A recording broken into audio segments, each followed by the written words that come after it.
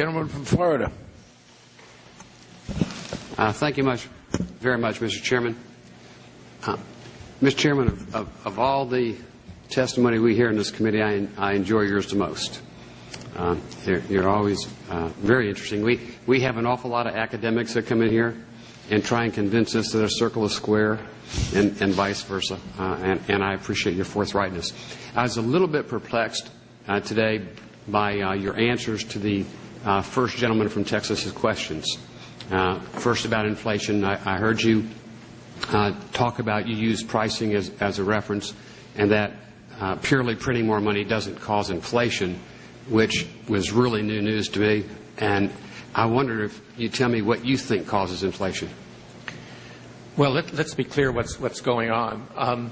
The Federal Reserve is not putting money out into the economy. What we're doing is we're creating bank reserves. That's money that the banks hold with the Fed. So it's just sitting there idly. It's not chasing any goods. Okay?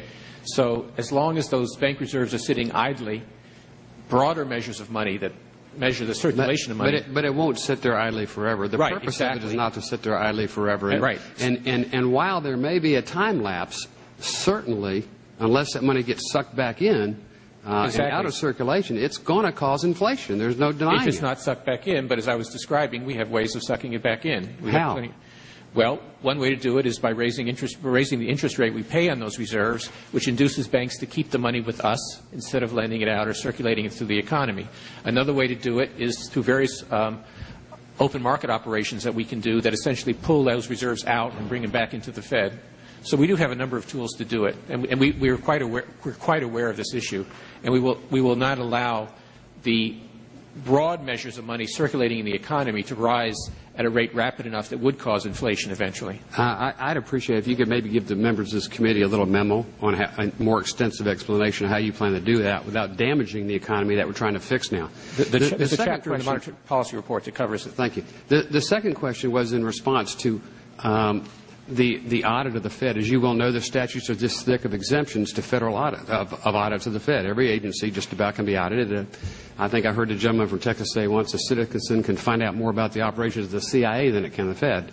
And I don't know that I'm denying that, or that you would really want to deny that. But he's talking about, a post facto audit, not interfering with daily decision making, much like we do with many confidentiality exemptions. Where you say no, what they do now, well, they negotiate this contract as secret, but when the contract is over, it should be opened up to public scrutiny. And I think really the public does have a right to know historically how we determined the monetary policy of this country, for better or for worse. I mean, don't expect it to be 100% on target all the time, but I think it's a matter of transparency. I think it's a matter of accountability, and like your thoughts on that.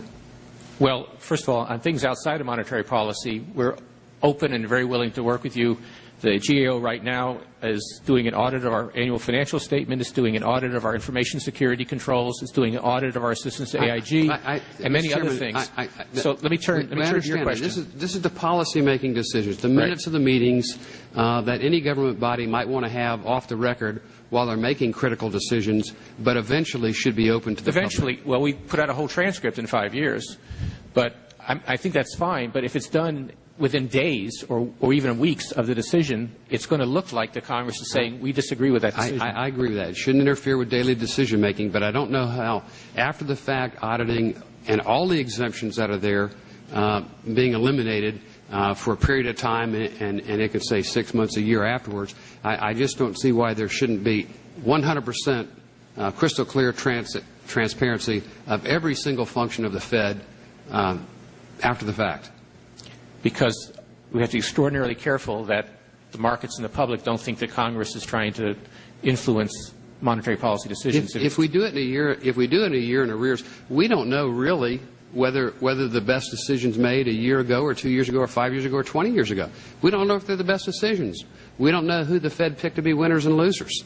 And I think the public really has a right to know that someday. On issues relating to our 13.3 authority, those sorts of things, where we're putting out money and lending money and so on, we can work that out. I agree with you that where we're putting out taxpayer money, there should be ways for the government the Congress to be assured that we're doing it in a safe way that is has appropriate financial controls, and so on and so on. So I agree with that part. Monetary policy is a very specific element, though, of that. Well, but that's the most critical. Gentleman's time has expired. The gentleman may